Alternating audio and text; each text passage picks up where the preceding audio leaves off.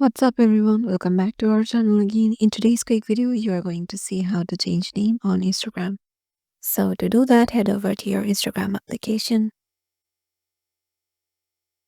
and once you are there, just tap on, make sure you have logged in into your desired account, and then head over to your profile by tapping the profile icon on the lower right corner, and then tap on the three lines icon on the upper right corner.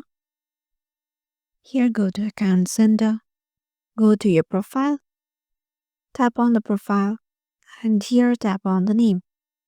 Here you can change the name you want as you want, and once you change it, please tap on save so that the name you changed is saved. But if you don't tap on save, it will not be saved. It will be just as previous. So yeah, this is how to do it. Hope this video will help you out. Make sure to give our channel a thumbs up and subscribe to our channel. And we'll see you in the next video. Till then, bye.